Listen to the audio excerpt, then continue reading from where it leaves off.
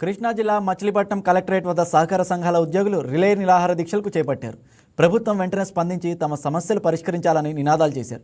ఈ నెల 24లోపు ఉద్యోగుల సమస్యలు పరిష్కరించాలని, లేకుంటే ఆమరణ నిరాహార దీక్షకు దిగుతామని సహకార సంఘం యూనియన్ కృష్ణా జిల్లా అధ్యక్షులు తోట కృష్ణారావు హెచ్చరించారు.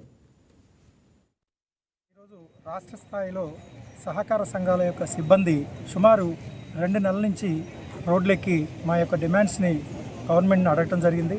మా యొక్క డిమాండ్స్లో ఏ విధమైన ఇబ్బంది లేదు, గవర్నమెంట్కి ₹1 బడ్డీని కూడా పడదు.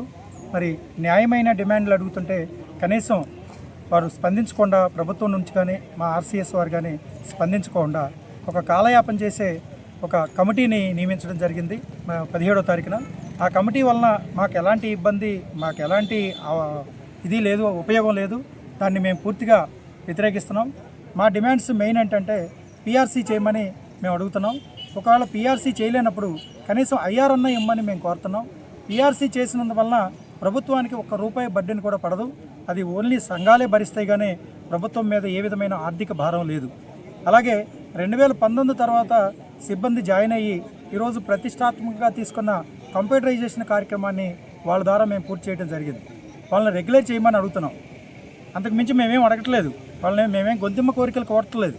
అలాగే ఇవాళ తీసుకున్న జీతాలని డ్యూటీలో పెట్టడం జరిగింది. ఆడిట్ రిపోర్ట్లో డ్యూటీలు అంటే తిరిగి చెల్లించమని ఎక్కడైనా ఏ వ్యవస్థలోనైనా ఉందా? డ్యూటీలో పెట్టడం అనేది ఏ వ్యవస్థలో కూడా లేదు. కానీ ఒక్క కోఆపరేటివ్ సహకార సంఘాల్లోనే సిబ్బంది జీతాలనే డ్యూటీలో పెడుతున్నారు.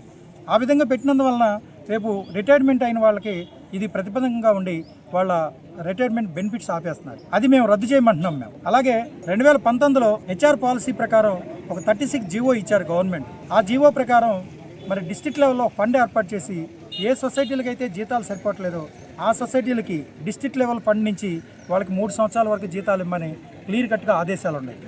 కానీ ఆ ఆదేశాలు అమలు చేయకోకుండా దాంట్లో ఉన్న అంశాన్ని